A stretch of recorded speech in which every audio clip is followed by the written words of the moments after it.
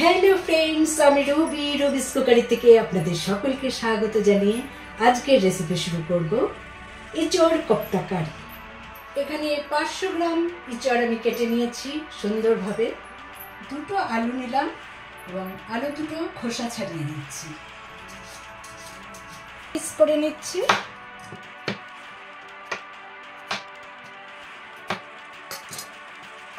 আলুগুলো ধুয়ে নিয়েছি আর ইঁচড় কাটা হয়ে গেছে। এবার এই দুটো আমি একসাথে প্রেসার কুকারে একটা ঠিক সিটি দিয়ে নেব।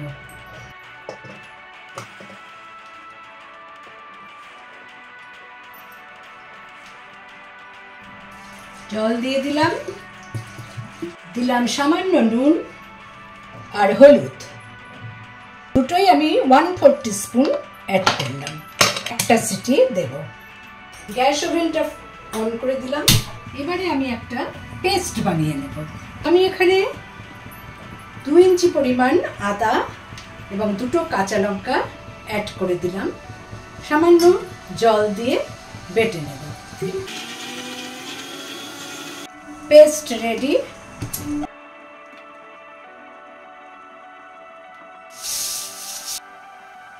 একটা সিটি পড়ে গেছে, আমি গ্যাস ফ্লেম অফ করে দিলাম।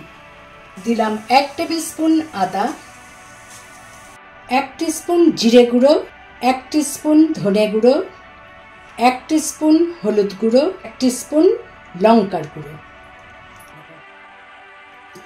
সামান্য জল অ্যাড করে নিয়েছি। আমার পেস্ট রেডি। এখানে বাজার থেকে ছাড়িয়ে এনে 150 গ্রাম চিংড়ি মাছ দিয়ে দিলাম স্বাদ মতো নুন, স্বাদ মতো হলুদ, এখানে 1/2 টিস্পুন হলুদ গুঁড়ো। সব কিছু একসাথে মেখে নিচ্ছি।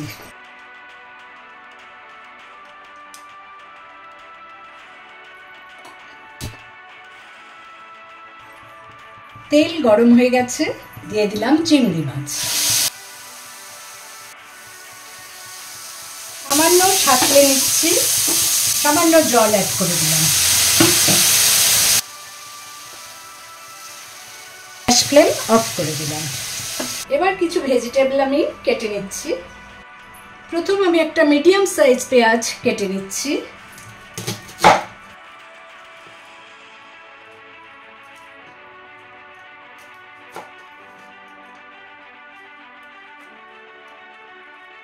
সবসময় আমি এই পোর্শনটা কেটে নিই, এতে একটু তিক্ত ভাব থাকে। এটা কেটে নিলে সেটা চলে যায়।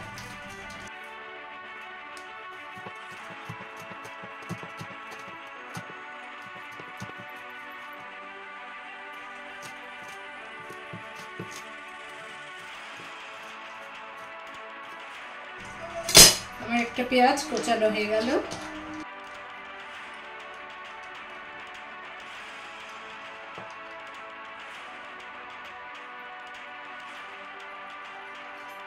একটা মিডিয়াম সাইজ টমেটো আমি কুচিয়ে নিচ্ছি।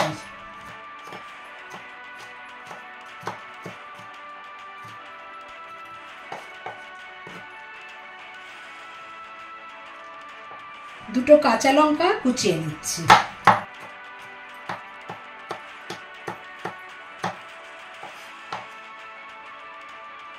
আমি এঁচড় আর আলুটা জল ঝাড়া করে নিচ্ছি। এটাকে ঠান্ডা হতে দেব। আমি যে চিংড়ি মাছটা সাঁতলে রেখেছিলাম সেটা এখন ঠান্ডা হয়ে গেছে। আমি সামান্য বেটে নেব। মিক্সিং বলে নিয়ে নিলাম।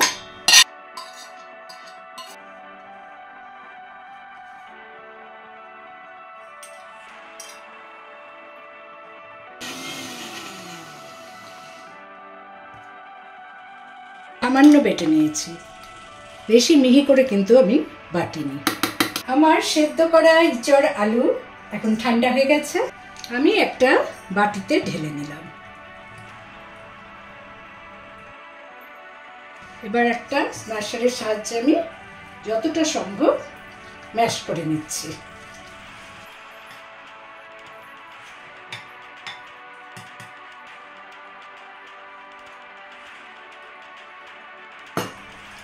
বেশি মিহি করে এটাকে মাখতে হবে না, একটু যেন দানাগুলো মুখে পড়ে এইভাবে মেখে নিতে হবে। 1 টেবিল স্পুন আদা বাটা, 1/2 টিস্পুন হলুদ গুঁড়ো, কাঁচা লঙ্কা কুচি, 1 টিস্পুন গরম মশলার গুঁড়ো, বাইন্ডিংয়ের জন্য 2 টেবিল স্পুন বেসন,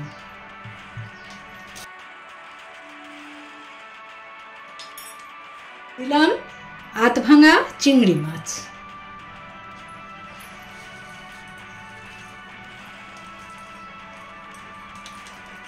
এবার হাতের সাহায্যে আমি সবকিছু ভালো করে মেখে নিলাম।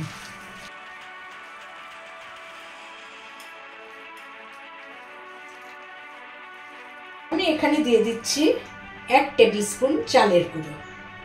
এতে বাইন্ডিংটা আরো ভালো হবে এবং কোপ্তাগুলো ক্রিস্পি একটা ভাব হবে, যেটা গ্রেভি ছাড়াও চায়ের সাথে খাওয়া যাবে।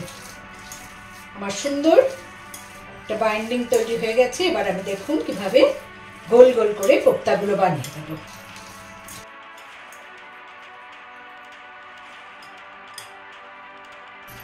আমি একটু হাতটা ভিজিয়ে নিয়েছি। এবারে এই ভেজা হাত দিয়ে কোপ্তাটা খুব ভালো বানানো যায়। এরকম গোল গোল করে আমি কোপ্তা বানিয়ে নিচ্ছি।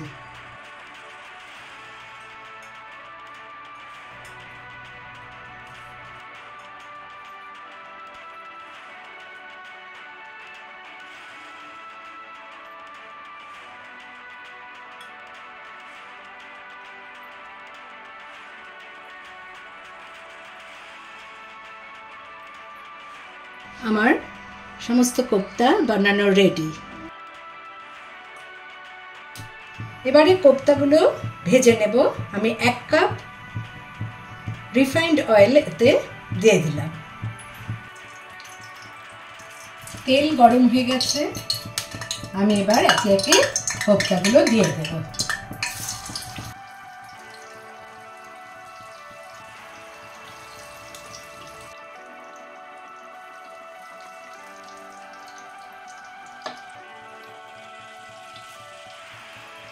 লো টু মিডিয়াম ফ্লেমে এটাকে খুব ধীরে ধীরে ভেজে নিতে হবে।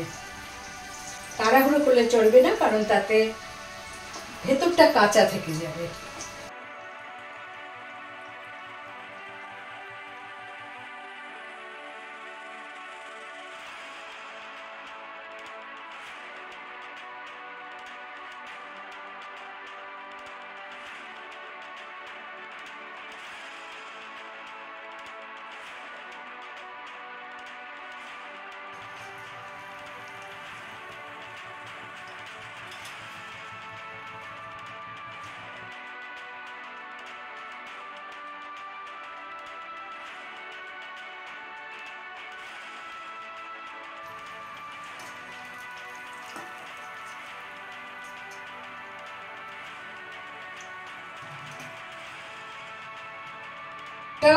ভাজা কোপ্তা না খেয়ে পারছি না।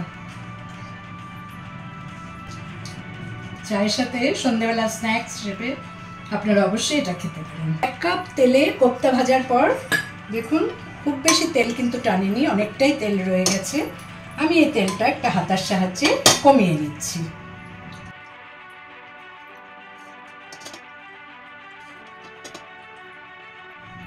দিলাম একটা শুকনো লঙ্কা, 4টে ফাটানো এলাচ, ইঞ্চির মতো দারচিনি, 2টো তেজপাতা।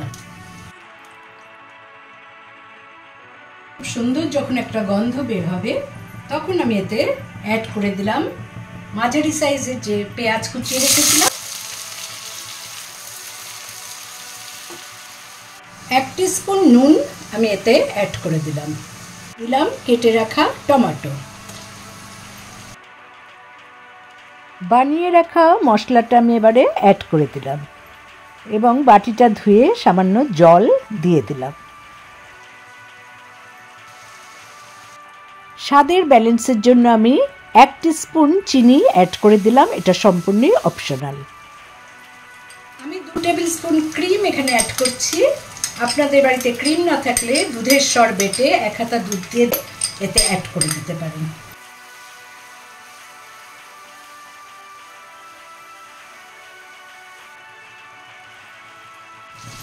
এরকম যখন তেল বেরিয়ে আসবে তখন আমি এতে 1 কাপ জল অ্যাড করে দিলাম।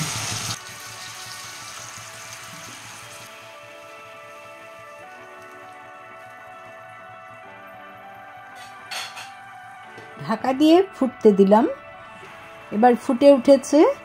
আমি ঢাকা খুলে এতে 1 টিস্পুন গরম মশলার গুঁড়ো অ্যাড করে দিলাম, 1 টিস্পুন ঘি অ্যাড করে দিলাম, দিলাম কোচানো ধনেপাতা।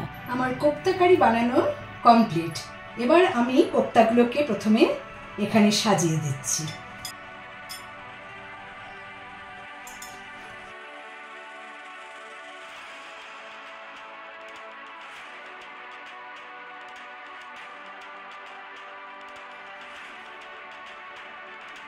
এবারে এর ওপর গ্রেভিটা ঢেলে দেব।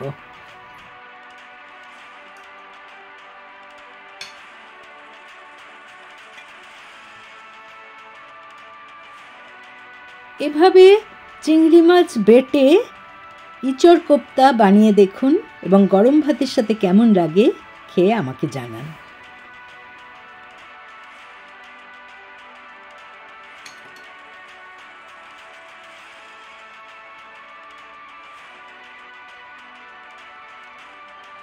অসাধারণ। আশা করি আজকের রেসিপি আপনাদের ভালো লেগেছে এবং ভালো লাগলে আমার চ্যানেলে লাইক করুন, কমেন্ট করুন এবং শেয়ার করুন। নতুন বন্ধুদের সাবস্ক্রাইব করার অনুরোধ রইল। পাশের বেল বোতামে অবশ্যই ক্লিক করতে ভুলবেন না, তাতে যখনই আমি কোনো রান্নার নতুন রেসিপি শেয়ার করব তার নোটিফিকেশান সহজেই আপনাদের কাছে পৌঁছে যাবে। ভালো থাকুন, সুস্থ থাকুন। পরের এপিসোডে আবার নতুন রান্নার রেসিপি নিয়ে হাজির হব আমি, রুবি।